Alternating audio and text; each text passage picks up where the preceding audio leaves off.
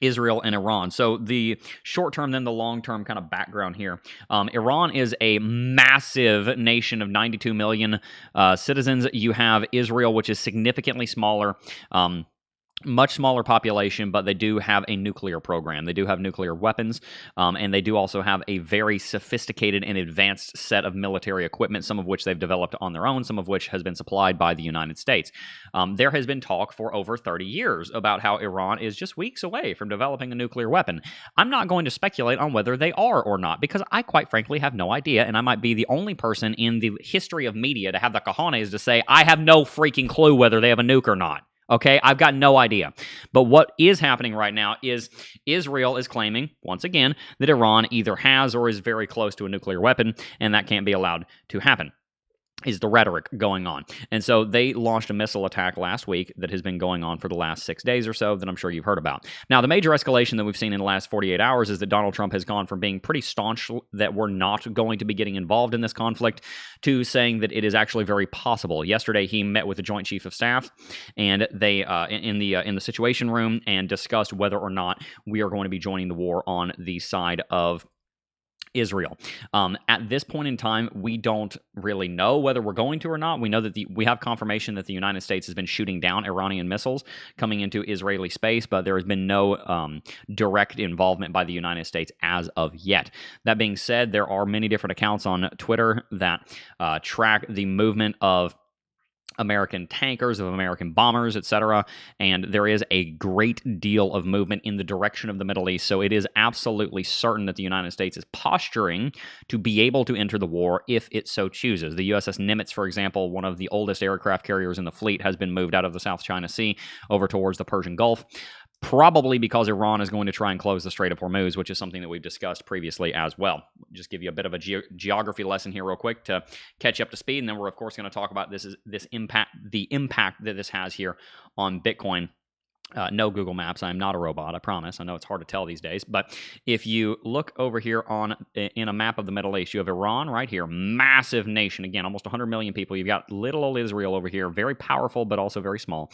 The Persian Gulf right here is one of the most important bodies of water on the planet because Kuwait, Iran, to a lesser degree, not to a lesser degree, but also Iraq, Qatar, Bahrain, Saudi Arabia, and also to some degree Oman, export crude oil into the Persian Gulf and also into the Indian Ocean. The Gulf of Oman meets the Persian Gulf right here through something called the Strait of Hormuz. As you can see, it says it right here on the map.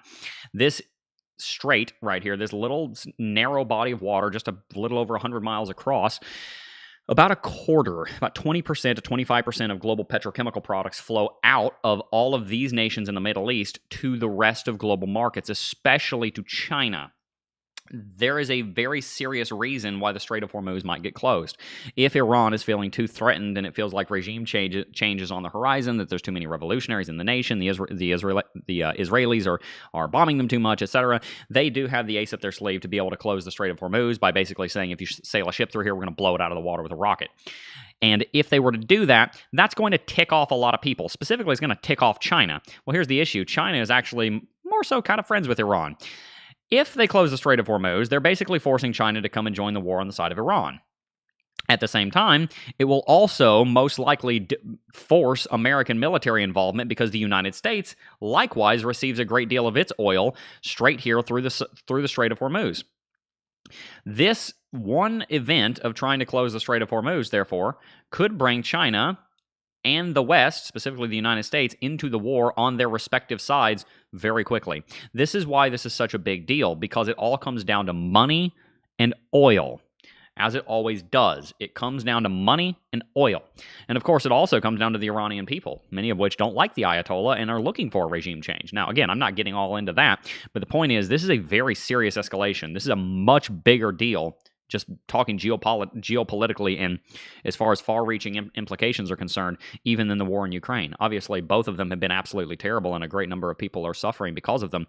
But this has global, far-reaching implications like we have not seen for decades on the global stage. And so this is a very important matter, and it's very important that Donald Trump makes the right decision, and I don't know what that is. Thank God I'm not the president, and thank God I don't have the burden of that responsibility on my shoulders. But what I will say is that what happens in the next week or so is going to be very, very, very important over the course of the next 10, 20 years. And this is also something that people are very concerned about from the standpoint of there are two very big factions here. There's one faction that says Israel's our ally, we have a duty to defend them, and then there's another faction that says why should we defend the Israelis? What have they ever done for us, right? And so this is a very polarizing conversation that is fragmenting the Donald Trump's voter base, and so this has far-reaching implications for American politics. Also, to be quite honest with you, the left has been in shambles ever since the 2024 election, and with this going on right now, it makes it very hard to see what the path forward is. You've got Tucker Carlson and Cruz going at it, for example. You've got Trump and Tucker Carlson going at it. You know, what was once a pretty solidly united base is now fragmenting, and so what impact will this have on American politics? I don't know, but what I do know is that unless there's some kind of rallying cry around one certain idea, this could end up being one of the biggest issues that the MAGA voter base runs into during this presidential term, because there's such a staunch division between the two sides as to what should happen here and what should not. And it all comes down to whether or not they actually have nuclear weapons, or they're actually developing them or not. If I'm going to go ahead and weigh in on this, I will say that Iran almost certainly either is in the process of developing nuclear weapons or would like to. And the reason I say that is because of Libya. If you don't know about what happened with Libya, Libya was convinced to give up their nuclear weapons, and very soon thereafter the entire nation imploded upon themselves because they no longer had clout on the global stage to say, hey, we've got nukes, you do what we say or else. And the other reason I would say that it's very likely that Iran is trying to develop nukes is because of what happened in North Korea. North Korea was developing nuclear weapons. They ended up developing nuclear weapons, and that's how they were able to stay alive as a pariah state. And so when you see what happened with Libya, and it didn't go well for them when they didn't have nukes, and you see what happened with North Korea, they held on to them, and they ended up, the Kim dynasty ended up staying in power. Any pariah state globally is going to look at that dichotomy and say, I should develop nuclear weapons as fast as I possibly can. And so while I have no idea whether or not Iran does have nukes, what I will say is that it would be stupid for them not to try to get them, because otherwise they are looking at the issue of someone coming in and trying to do a regime change. From the simple standpoint of self-preservation, when you have a pariah state that is hated by 80 to 90% of the world, that's what those nations do. They develop nukes. That's why South Africa has nukes. That's also a big part of the reason why Israel developed their nuclear program, was because it gives them the fallback to say, hey, mess with us, we'll drop a bomb on you. I'm not saying they should, obviously, but what I am saying is that it does make sense that they would be trying to get a nuclear weapon. I'm not saying they are. I don't know whether they are. I have no idea whether they are. But it does make sense from a geopolitical and historical standpoint for them to try to get a nuclear weapon, especially in the last 5 days, ever since the bombs have been dropping. Because to be quite honest with you, if the United States does join the war on Israel's side, China's not going to get nuked for the sake of saving Iran. They're not going to do that. China's not that dumb. They're not going to do that. Iran will stand alone against the might of the United States military, and Iran will be freaking crushed, and we will be out $10 or $15 trillion and hundreds of thousands of lives. But Iran will go down. The system as it stands will collapse, and so it makes total sense, especially in the last week, for them to be trying to develop a nuclear weapon. I have no idea whether they are. I'm not saying that we should rush into a conflict. The intelligence community says that they weren't doing that. Trump says that Tulsi is wrong. It's a whole mess. I want you to have all the information. I'm not trying to think for you. You think for yourself. Do you think that Iran is developing a nuclear weapon? Do you think that they're not?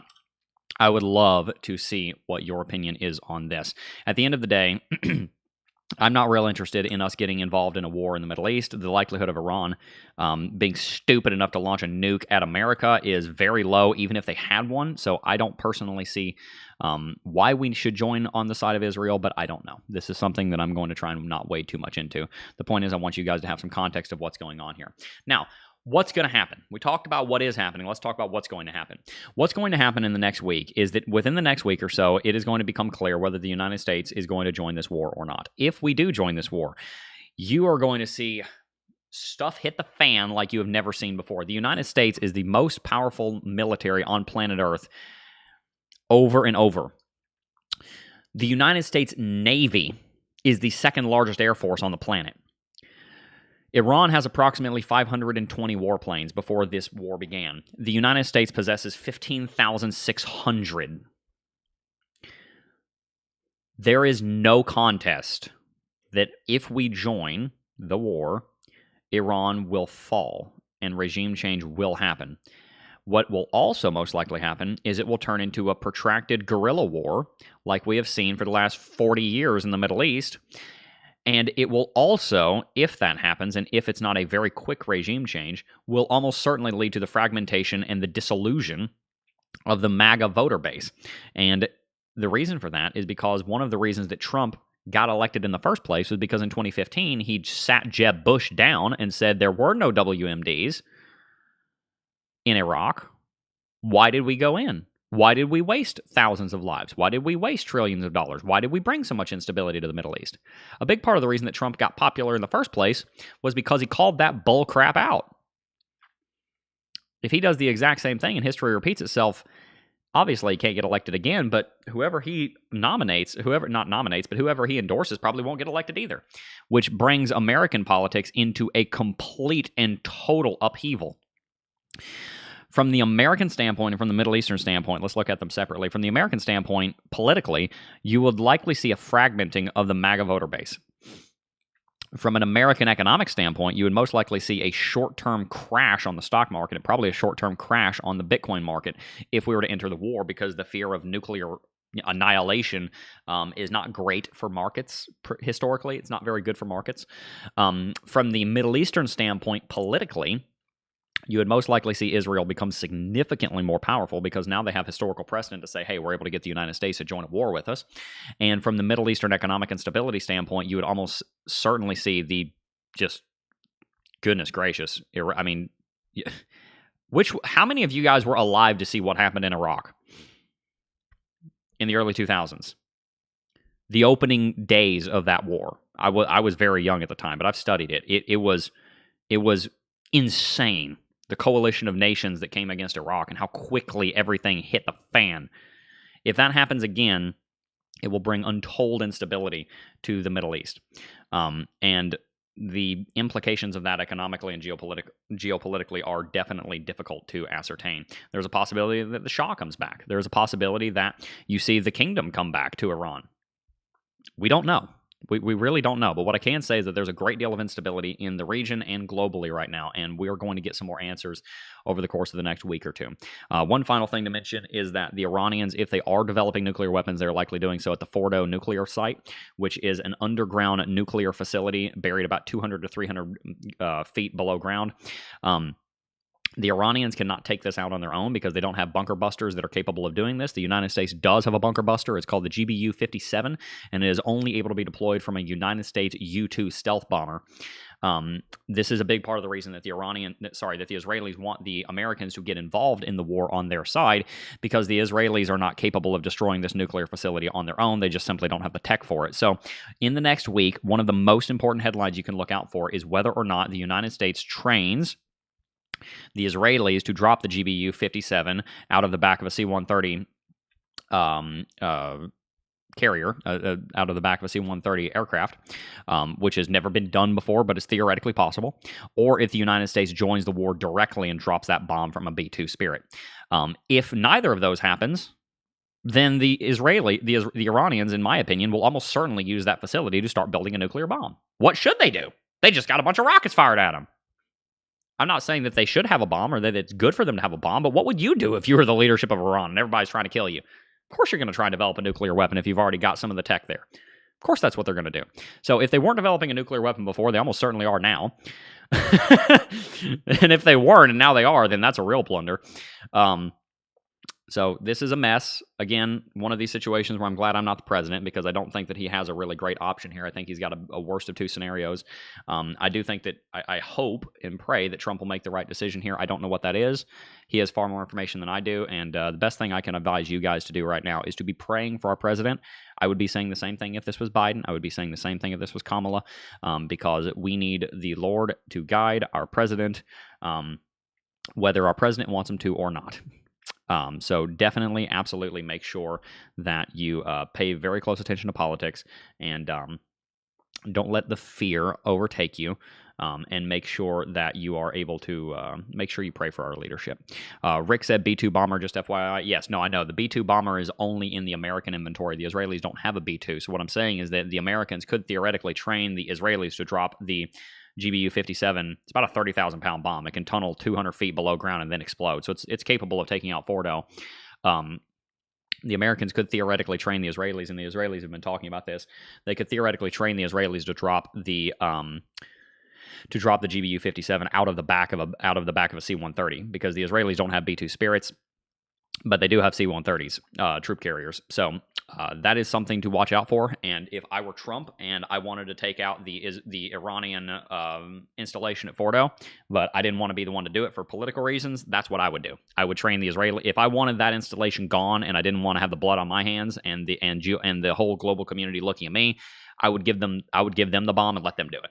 That's what I would do, because then you don't have to say America got involved. You can say, no, we just sold them the bomb. They paid us $100 million for it, or whatever it is, like $3.5 million a unit. So they paid us $5 million for the bomb, and they did it themselves. So that's on them. Just let Israel take all the heat. We got what we wanted. Israel takes the heat. You're fighting a proxy. I mean, come on. That's kind of the whole point of having a proxy, is that you don't have to get your hands dirty. So I have a feeling that's probably what's going to end up happening. It's probably going to be that if they want to take out Fordo, then the United States will just somehow slip a GBU-57 over to them. One last thing, I'll just kind of show you what this thing looks like, and then we'll get on to the charts, because again, we're going to talk about this. This is also called a Moab, mother of all bombs. It's not specifically the Moab, because that's specifically a specific bomb, but this is one of those kind of in that category. It's a MOP, a massive ordnance penetrator. It's a 30,000-pound precision-guided bunker buster. It can penetrate 200 feet into the ground. That's as tall as a 20-story building. It's a skyscraper territory. It can penetrate 200 feet into the ground before exploding, and deliver about 30,000 pounds, about 15 tons of ordnance. Perfectly capable of destroying the site at Fordo, but is probably the only bomb on the planet that is capable of destroying the site at Fordo that is non-nuclear. So don't be surprised if you see this happen. Now, here's something else. B-52, right? The Stratofortress dropped one during a weapons test in 2009. So don't be surprised if a GBU-57 gets dropped out of the back of a C-130 over the course of the next couple of weeks. C-130, a Lockheed C-130 Hercules. Don't be surprised if a GBU-57 is augmented to be dropped out of the back of a C-130 onto Fordo over the next couple of weeks, and that site is rendered useless. It would probably be one of the quickest ways to get the war to come to an end. All right, let's talk about charts, because the reason we're talking about all of this geopolitical stuff is because we want to understand how it's going to impact Bitcoin, because, of course, that's what we are. We're a Bitcoin channel. So the first thing that we've got to point out is that Bitcoin has dropped twice over the last week. It originally started dropping when we saw this conflict, but it also started dropping very quickly yesterday when it became more apparent that the United States might join the war on the side of Israel. Again, the reason for this is because the implications of America joining on the Israeli side is untold. We have absolutely no idea what that would do to markets. But what we do know is it would bring instability, and instability is not good for markets. I think that what you're seeing here is you're seeing the possibility that this is going to lead to the money printer going brrr again. This is one possibility that whether or not this is being, I don't necessarily buy that this is happening because the politicians and the powers that be want to make the money printer go brrr and they need to manufacture a crisis. But what I do think is that this will absolutely be used for that. If the Federal Reserve wants to start increasing the balance sheet over at the Fed by causing doing quantitative easing, this would be a very easy way to trigger a crisis that would allow them to do that. We've seen the money printer turn on from the Fed a couple of times this century, once after 2008, once after COVID. And while we corrected some in the sense of some of the QE was rolled off, now again, remember, this is the purchasing of treasuries and mortgage-backed securities. Those renew because they can be on short terms or they can be on long terms. Sometimes you buy a 30-year, sometimes you buy a 1 month, right? So essentially, do you reinvest or do you take it out, right? And so we've been rolling off the treasuries and mortgage-backed securities to bring down the liquidity that the Fed has injected into the market. And that's great, but that is coming to an end. As you can see, it's slowing down dramatically. The Fed is no longer rolling off treasuries and mortgage-backed securities. This is asymptotically approaching probably somewhere around here, like 6.3 trillion or so, which is going to be significantly higher from where we started before the COVID-19 pandemic. You're looking at probably $2 trillion north of where we started, 4.4 trillion, all the way up here, another 1.8 to 2 trillion, up to 6.4 trillion. If the Federal Reserve needed a crisis to start quantitative easing again, well, they've got it. If the United States does join on the side of Israel, then they've got their crisis that they need to start printing again. Now, Jeb, why do you say that they're not manufacturing this? Well, the reason I say they're not manufacturing this is because Trump and Jay Powell hate each other. I don't think they're working together on this idea of, oh yeah, let's go start a war and then we'll turn the money printer on. No, I don't quite think that's what's happening here. But what I do think is that if you have a crisis, this could be used by both of them to get their way. Jay Powell could come along and say, hey, we're worried about inflation. We're worried about the United States economy because of all the tariffs. Not worried about inflation, I'm sorry. We're worried about the United States economy because of all the tariffs. We're going to turn the printer on because there's a war going on. What better time to do it? One, there's a distraction. Two, there's a casus belli for it, right? On the other hand, that would also allow them to drop rates, which is what Trump wanted because he wants to finance the debt at a cheaper rate. And so when people are talking about money printer go, brr, this is a great time for them to do it because the best time to turn the money printer on is when there's an international crisis. And so if this does turn into an even larger international crisis than it already is, then don't be surprised if the money printer gets turned on, which would be exceptionally good for Bitcoin because remember, the whole point of Bitcoin is to be a hedge against said money printer. And so if we do see the kind of conflict that I'm worried we might see, there is a great possibility that you're going to see the money printer turn on. In other words, the purchasing of treasuries and mortgage-backed securities using made-up fake money and dropping the interest rates, which would hopefully, from Trump's perspective, lower the amount of interest that the United States has to pay to finance its debt. That's where I think we're going. Now, let's talk a little bit about the charts because that's very, very important. Bitcoin has responded extremely well to this. I cannot stress enough how well Bitcoin has responded to this. You've seen a 5% drop in response to the United States potentially entering into something that could turn into a nuclear war. That's incredible. And not only that, we dropped right back down to where we started yesterday. Now, we have to be objective about the charts. What does this look like to you? That's a head and shoulders pattern if I've ever seen one. That head and shoulders pattern was validated and Bitcoin hit its target. We dropped down here to about 104, which was roughly where our support level was just a couple of days earlier. We fell below it for a little while, and we bought the dip. We actually managed to buy some more Bitcoin to increase our stack here below 104,000 yesterday. Got an entry at 103.8, I think it was. So I was very happy about that. I had a feeling that Bitcoin was about done correcting, largely because of this inverse head and shoulders pattern and its price target. And we might go lower. We'll see. But I love to accumulate and build the stack for the long term. Working on our next big target right now for Bitcoin, and the lower prices are helping with that. Here's what I hope happens. I hope that this provides one more opportunity to shake out the weak hands. I am a diamond hand. I've been holding Bitcoin for almost a decade, and we're going to hold it for another 15 years until 2040 before we touch it. There will be some Bitcoin that I will liquidate after having held for 25 years. I am in this for the long haul. I don't give a crap if it drops to $80,000. I don't care. I'm going to buy more. I don't freaking care. Great. Oh, but yeah, what about the traders that get liquidated? Well, they should have been using a stop loss. Remember the phrase, no crying in the casino? Please. If you're in this market, you got to have some thick skin. You're going to have crashes sometimes. I hope that we drop down to 80,000. I hope we do. Because I know that it's going to 1 million. I know it's going to 5 million. I know it's going to 10 million. I know that setting aside 0.1 Bitcoin for each one of your children will retire them by the time they're 60 years old. Jeb, what are you talking about? Yeah, 0.1 Bitcoin will be worth over $5 million by 2045. Sorry, by 2065. Bitcoin will be worth $100 million a coin this century, or it'll be worth nothing. This century, either Bitcoin is worth $100 million a coin, or it's worth nothing. I believe that I will still see 1,000x on Bitcoin in my life if I live till 80 or 85 years old. By the time 2085 rolls around, we're talking about very long way from now. You're looking at $100 million a coin. Now, that doesn't matter for most of us because most of us will have croaked and hopefully be with Jesus by then. But what I will say is that it is important to stack Bitcoin not just for you, but for your kids and your grandkids and your great-grandkids. This is generational wealth.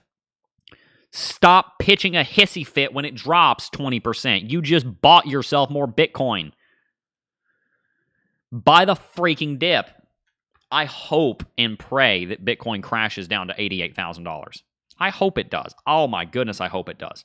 There's a long-term uptrending level of support right here on the log chart. You could drop Bitcoin right now down to $86,000 over the next week, and you would not compromise the bull market's integrity.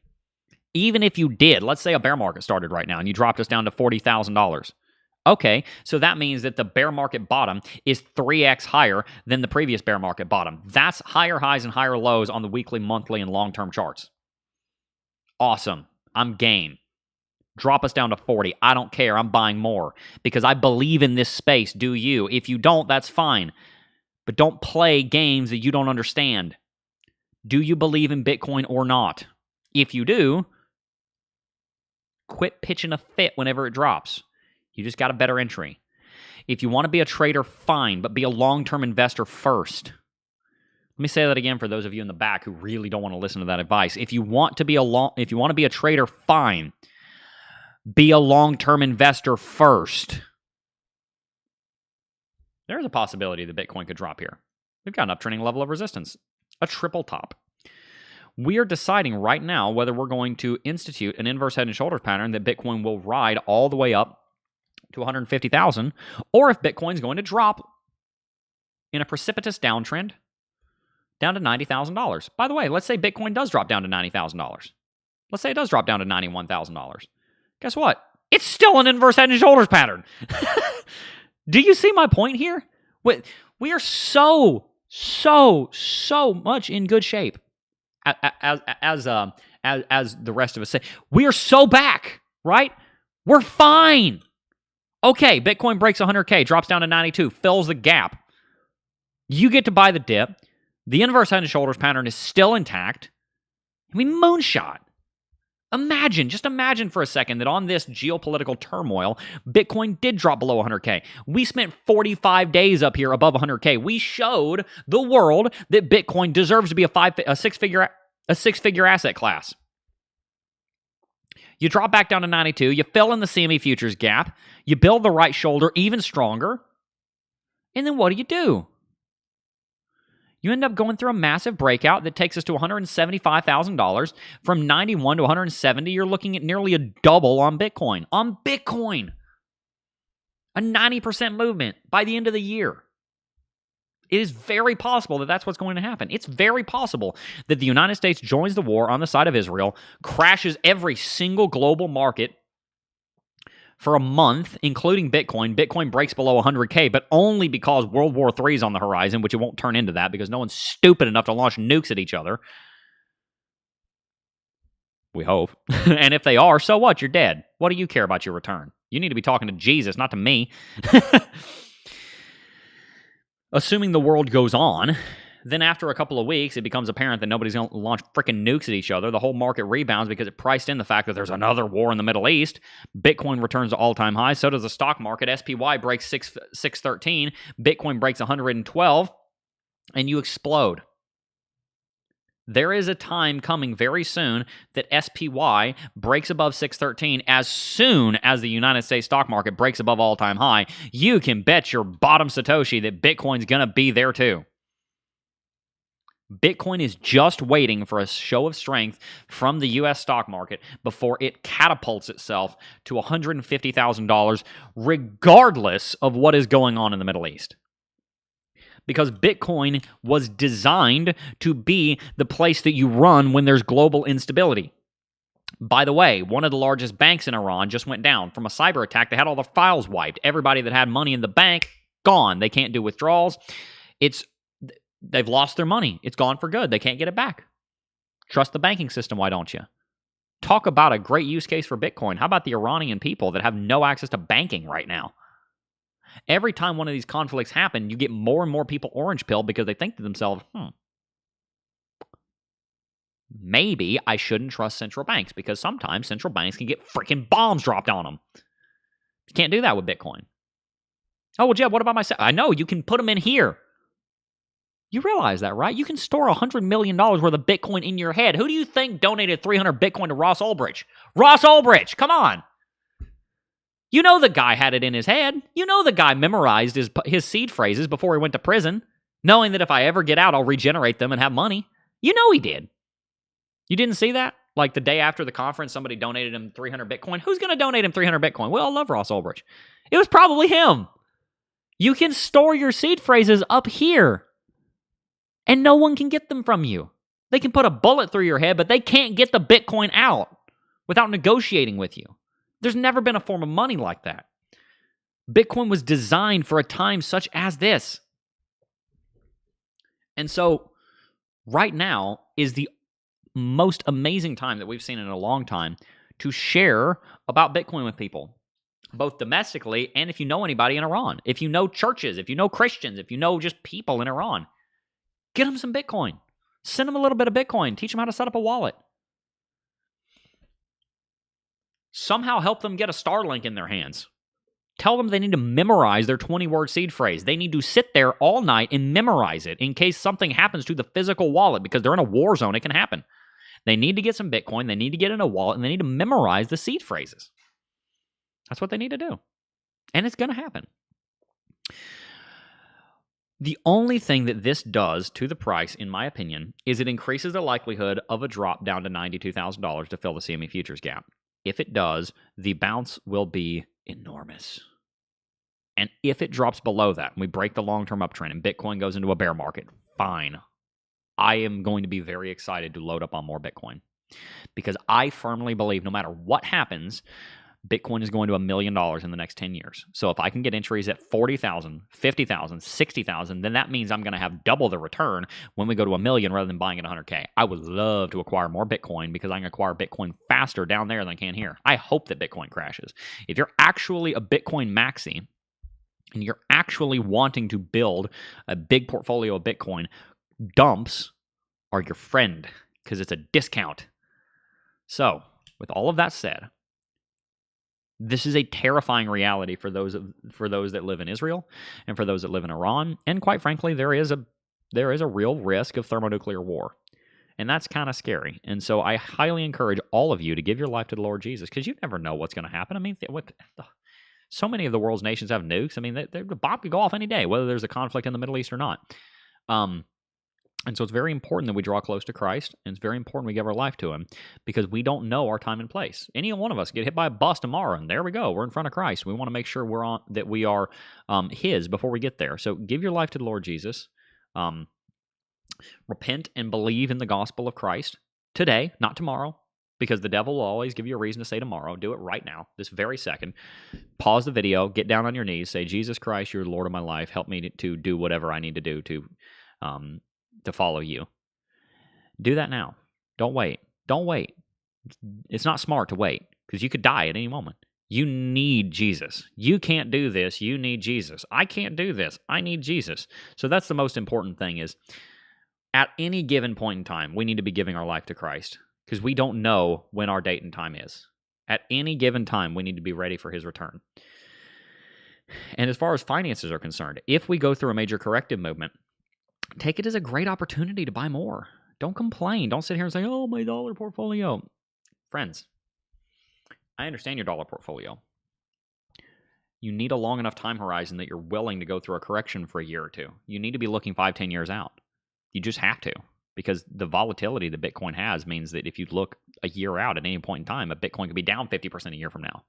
Anyway, anytime, any given time, when Bitcoin's at 15.5, it could be down to 7,500 a year from then. But you give it 5 to 10 years, and you can bet, and I do bet, that it'll be worth a lot more than it is right now. So if you expect to be here on Earth for more than 5 years, buy Bitcoin. That's what I would say. And that's worked very well for me, being in this space for over 8 years. For almost 8 years. I'm sorry. Next month will be 8 years. It's worked very well for me, looking as far down the road as I can. When you're driving a car, do you look at the road right in front of you? No, you're going to rear end the car in front of you. No, you need to look at the thing way off in the distance, right? You need to look at the next turn. You need to look a couple miles down the road when you're driving on the interstate. You need to do the same thing here. Don't get so focused on what's going to happen tomorrow or the next day or next week or next month. If it drops, see it as an opportunity to look 5-10 years down the road, say Bitcoin's going to 500K, then 1 million, then 5 million. If Bitcoin's going to be trading at 5 million and I've got 0.1 Bitcoin right now, that means I'm going to have $500,000 in Bitcoin. That's a 50x from where we are right now, give or take. So look way down the road, work on increasing your income, and deploy as much capital into Bitcoin as you can, and be glad you did. That's my take. Let's read some chat, and then we're going to wrap it out. Someone asked where the studio is. Somewhere between here and somewhere else in the world. A lot of stuff for the new studio is coming in the mail right now. I've got a bunch of shelves and stuff to assemble. I think you're going to like the new studio. I don't know. I think it's going to be pretty cool. I'm expecting to be in it sometime next week. We finalized buying everything. So everything that there's actually one more thing that I need to buy, but pretty much everything else that needs to be purchased for the studio is here. Some extra decorations and stuff, but very excited about it. Going to have 2 sets, so no more car videos, no more shooting on my phone with the terrible audio. I'm going to be doing professional content, be showing up in a suit and tie every day. It's going to be great. We're going to go from here to like level 1,000 on the production quality all at once. We're also going to be doing a lot of collaborations also. Got a lot of good contacts. Going to bring a lot of fun people on the show. Going to try and let you guys call in. Going to have other people that you know call in. This is going to end up becoming a hub where a lot of people in the crypto space are going to come. We're going to interview people. It's going to be great. There's a lot of things going on in the background. Can't wait to show you. Kryptoni said, "Put your life and money in the hands of our Lord and Savior Jesus Christ." Amen.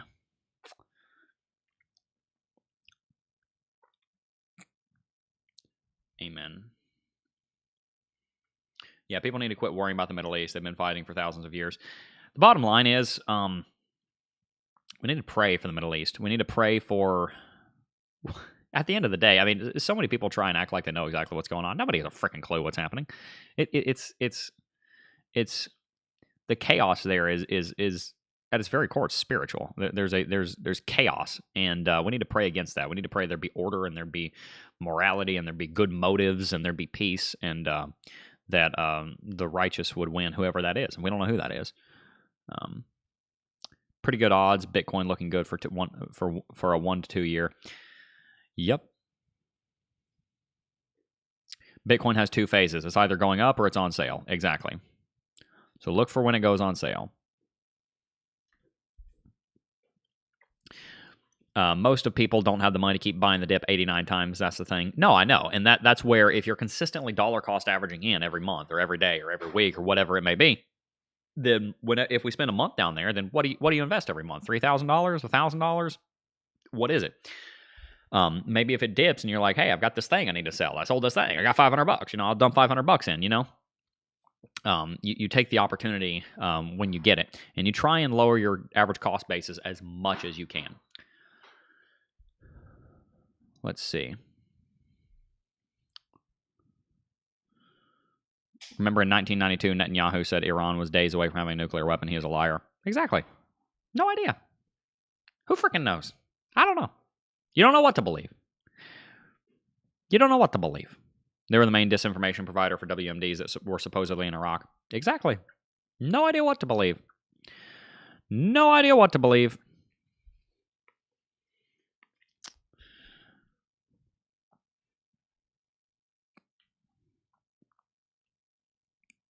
Only people that went in the war were the elites as our family members died. Yeah. Yeah, it's terrible. It really is. Definitely praying for peace over there. Praying for peace. I'm praying for all the innocent people over there that God protects them with the holy shield no matter what side they're on. Amen. Love it. Guys, I hope you enjoyed today's stream. If you did, make sure to hit that like button, subscribe to the channel if you are new here, and also make sure to check out Lux Algo, because Lux Algo is absolutely incredible. If you guys have not seen it, Lux Algo is the technical indicator that we use for all of our analysis. Lux Algo, as it stands right now, is still bullish, although this could flip bearish very quickly. And if it does, I'm going to definitely be moving in the direction of saying that Bitcoin's going to drop below $100,000. It has not as of yet done that. But if it does, I will be watching it very closely. If you guys have not signed up for Lux Algo, you definitely should. This is the premier technical indicator in the cryptocurrency space, so make sure you check it out with the link in the description box down below. If you use our link, you can get a full 20% off. Very thankful for all of you guys that have signed up for Lux Algo, so make sure to check it out. And yeah, it's a very good indicator. They've also got an incredible Discord over there with almost 200,000 people involved. So make sure if you have not already signed up, if they have not already signed up, that you do. What if they already have a nuke? Well, if they already have a nuke, then that's the question, isn't it? Do they already have a nuke? Who knows?